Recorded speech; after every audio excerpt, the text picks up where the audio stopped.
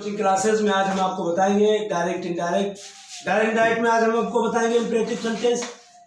Active passive की series आपको हमने बता दी है, टेंस बाय टेंस बताई है, अफर्मेटिव नेगेटिव और इंट्रोगेटिव की एक्टिविटीज को बताई है। हम आपको आज डायरेक्ट बता रहे हैं, वो भी इंपरेटिव सेंटेंस की डायरेक्ट और इनडायरेक्ट बता रहे हैं। तो इंपरेटिव सेंटेंस डायरेक्ट जानने से पहले हमें जानना पड़ेगा कि इंपरेटिव सेंटेंस है क्या, इंपरेटिव सेंटेंस कहते किसे हैं, इंपरेटिव सेंटेंस का मतलब क्या होता है। तो इंपरेटिव सेंटेंस की परिभाषा होती है कि जो वर्ब से प्रारंभ हो जाए और ऑब्जेक्ट पर समाप्त हो जाए उसे इंपरेटिव सेंटेंस कहते हैं। यानी जो वर्ब से प्रारंभ हो ऑब्जेक्ट पर समाप्त हो जाए उसे इंपरेटिव सेंटेंस कहते हैं। और इंपरेटिव सेंटेंस में जो भाव पैदा होता है वो भाव आज्ञा का होता है, ऑर्डर का होता है, सलाह का होता है, रिक्वेस्ट का होता है। वो भाव पैदा होता है, वो सेंस पैदा होता है इंपरेटिव सेंटेंस में। और इंपरेटिव सेंटेंस सदैव ऑलवेज हमेशा प्रेजेंट टेंस में यानी इंडेफिनिट टेंस में होती है।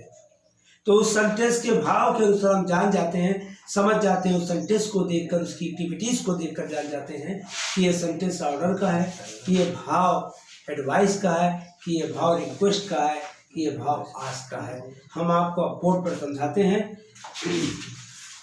Ejaz coaching classes direct indirect का आज इंपरेटिव सेंटेंस है। इसकी परिभाषा है वर्ब से प्रारंभ होकर ऑब्जेक्ट पर समाप्त होने वाले वाक्य को इंपरेटिव सेंटेंस कहते हैं। वर्ब से प्रारंभ होती है, ऑब्जेक्ट पर समाप्त होती है, उसे इंपरेटिव सेंटेंस कहते हैं। जैसे go out, read the book, call the witness, open the door, ये सब वर्ब से प्रारंभ है और ऑब्जेक्ट पर समाप्त है। इसकी आगे परिभाषा क्या है? ऐसे वाक्यों में आज्ञा, प्रार्थना, सलाह आदि का भाव प्रकट होता है। यानी ऐसे वाक्यों में आज्ञा, प्रार्थना, सलाह आदि का भाव या सेंस प्रकट होता है। उसके बाद अब आता है रूल नंबर फर्स्ट में हमें आपको बताना है इंपरेटिव सेंटेंस की डायरेक्ट से इनडायरेक्ट। तो इन्होंने कहा इंपरेटिव सेंटेंस रूल्स है, इंपरेटिव सेंटेंस में इनडायरेक्ट बनाते समय रिपोर्टिंग वर्ब के सेट टू को रिपोर्टिंग स्पीच के भाव के अनुसार, यानी इंपरेटिव सेंटेंस में इनडायरेक्ट बनाते समय रिपोर्टिंग स्पीच के भाव के अनुसार रिपोर्टिंग वर्ब के सेट टू को ऑर्डर में बदल देते हैं, एडवाइस में बदल देते हैं, आस्क में बदल देते हैं, रिक्वेस्ट में बदल देते हैं और वाक्य को टू से जोड़ देते हैं। यानी डायरेक्ट बनाते समय दो वाक्य को करेक्टिव वर्ड में टू से जोड़ देते हैं। पहले हमने दैट से जोड़ा, अफर्मेटिव सेंटेंस था, इफ से जोड़ा, इंट्रोगेटिव सेंटेंस, और क्वेश्चन वर्ड में मैंने जोड़ा, उसी क्वेश्चन वर्ड से जोड़ा। और अब हम टू से वाक्य को जोड़ देते हैं, यानी करेक्टिव वर्ड में टू से वाक्य को जोड़ देते हैं। यानी करेक्टिव सेंटेंस में हम वाक्य को टू से जोड़ते हैं, यानी दैट की जगह पे इफ का प्रयोग किया, इफ के बाद क्वेश्चन वर्ड का प्रयोग किया, क्वेश्चन वर्ड के बाद वाक्य को टू से जोड़ देते हैं, टू से जोड़ देते हैं।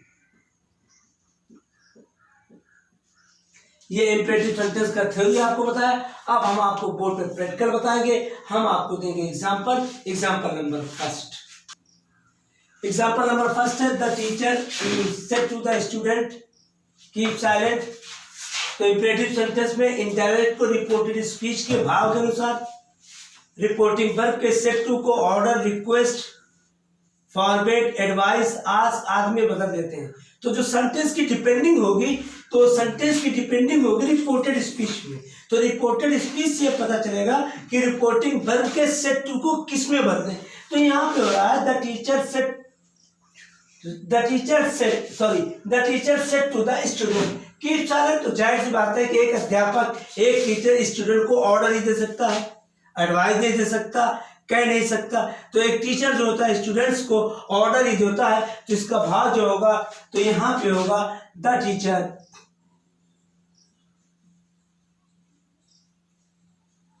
ऑर्डर, द टीचर ऑर्डर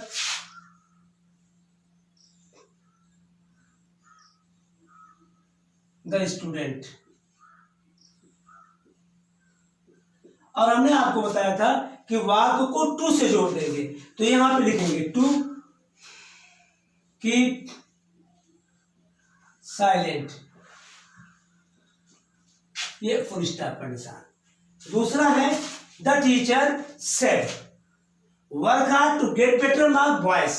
तो टीचर का जो एक्टिविटीज है, टीचर जो बॉयज को कह रहा है, और टीचर किसी भी बॉयज को ऑर्डर नहीं दे सकता है। टीचर ऑर्डर देगा तो सिर्फ अपने स्टूडेंट के, उस स्कूल के बच्चों को ऑर्डर दे सकता है। अगर कोई दूसरा स्कूल का बच्चा है और वो टीचर स्टूडेंट से, लेकिन उसे ऑर्डर नहीं दे सकता, वो उसकी नज़र में बॉयज ही होगा, क्योंकि उस स्कूल का बच्चा होगा। उस स्कूल के बच्चे को, अपने स्कूल के बच्चे को ही ऑर्डर दे सकता है। अगर उसके बगल में कोई स्टूडेंट्स है और वो स्टूडेंट है तो उसे ऑर्डर नहीं दे सकता है। तो यहाँ पर इन्होंने बॉयज कहा है, तो ये होगा the teacher said work hard to get better marks. Boys को इधर लाएंगे तो यहाँ पे लिखेंगे the teacher advised. The teacher advised boys. The teacher advised boys. अब वाक को टू से जोड़ देंगे तो लिख देंगे to work hard. Work hard to get better marks।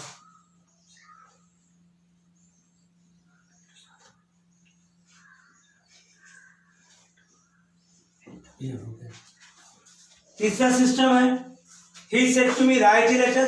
he said to me write a letter, जहां बराबर की मार आती है, जहां एकदम इक्वलिटी होती है, वहां पे ना आप ऑर्डर लगा सकते हो, ना एडवाइस लगा सकते हो, सिर्फ आप आस्क कह सकते हो। अगर इस सेंटेंस में he said to me write a letter, अगर write a letter के बाद कोई ऑप्शन दिया जाता, कोई रीजन दिया जाता, तो आप वहाँ एडवाइस कर सकते थे। जैसे अगर हम यहाँ पे लिखते he said to me write a letter otherwise I shall beat you, तो यहाँ पे एडवाइस होता, क्योंकि रीजन दे दिया, पत्र लिखो अन्यथा मैं तुम्हें पीटूंगा, तो यहाँ पर एडवाइस हो जाता।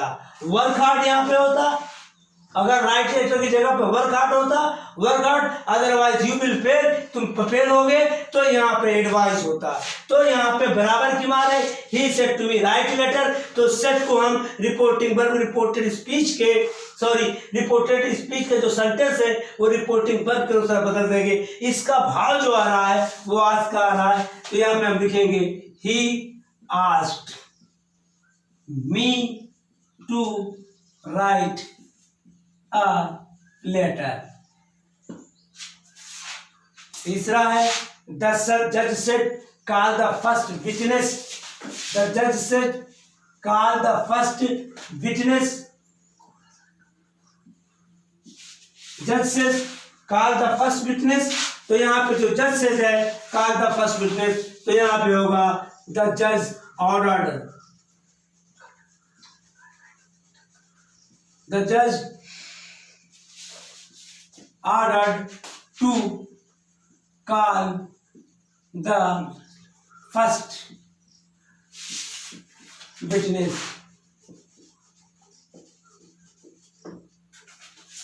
उसके बाद यहाँ पे she said to me please take off your shoes। अगर वाक में इंपेरेटिव सेंटेंस में प्लीज से वाक प्रारंभ होता है, या काइंडली या मैडम से प्रारंभ होता है, सर से प्रारंभ होता है, तो वहां पर रिपोर्टिंग वर्ब के सेट टू को रिपोर्टेड स्पीच के भाव के अनुसार वहां पे हम उसको रिक्वेस्ट में बदल देंगे। तो यहाँ प्लीज है, यहाँ लिखेंगे सी रिक्वेस्टेड मी।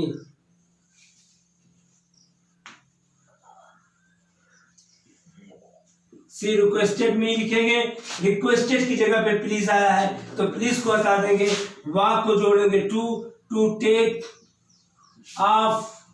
अब यहाँ पे देखेंगे योर सेकंड पर्सन का प्रोनाउन है, यहाँ मी है, ऑब्जेक्ट की जगह है, मी की जगह पे योर की जगह पे आ जाएगा माई और आ जाएगा shoes. The king said to his soldier, राजा ने अपने सिपाहियों से कहा गो फॉरवर्ड, आगे बढ़ो। तो जाहिर सी बात है राजा अपने सिपाहियों को कह रहा आगे बढ़ो, तो राजा ऑर्डर दे रहा है, तो द किंग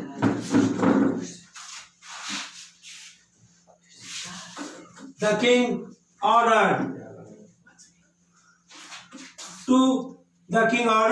his soldier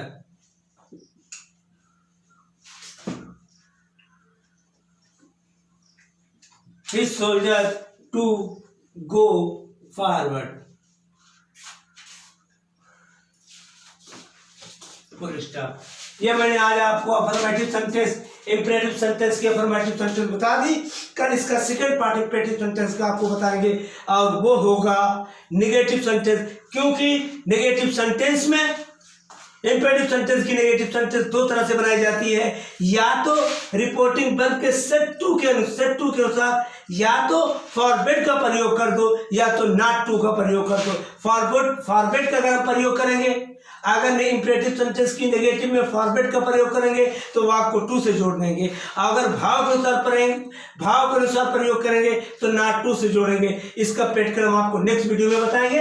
एक बार हम आपको रिवीजन कर देते हैं। The teacher said to the student keep silent. The teacher ordered the student to keep silent. दूसरा है the teacher said work hard to get better mark. Boys को उधर लेके आएंगे तो the teacher ordered the teacher advised boys to work hard to get better mark. तीसरा है he said to me write letter. बराबर की मार है he asked me to write letter होगा। तीसरा है the judge said call the first witness. जज ने कहा पहले गवाह को बुलाओ, तो जज ऑर्डर दे रहा है द जज order to call the first witness. तीसरा कहा she said to me please take off your shoes. Requesting से रिक्वेस्ट है तो यहाँ पे रिपोर्टिंग वर्ब के यहाँ पे जब प्लीज आया तो यहाँ पे भाव रिक्वेस्ट आया। She requested me to take off my shoes. Single person का प्रोनाउन है, ऑब्जेक्ट में मी है, यहाँ माई शूज। दूसरा the king said to his soldier go forward. राजा ने अपने सिपाहियों से कहा आगे बढ़ो। राजा ऑर्डर दे रहा है the king order his soldier to go forward. Next video में इंपरेटिव सेंटेंस की नेगेटिव बताएंगे जो दो प्रकार से बनाई जाती है, या तो रिपोर्टिंग वर्ब में फॉरवर्ड का प्रयोग कर देंगे या भाव के अनुसार रिपोर्टेड स्पीच में नॉट टू का प्रयोग करेंगे। नेक्स्ट वीडियो में बताएंगे। इसको समझते हुए चलना। जितने भी वीडियो हमने आपको बताई है, एक एक वीडियो को देखना और समझने की कोशिश करना। आपको कहीं से भी कोई प्रॉब्लम नहीं आएगी। That's all my dear student.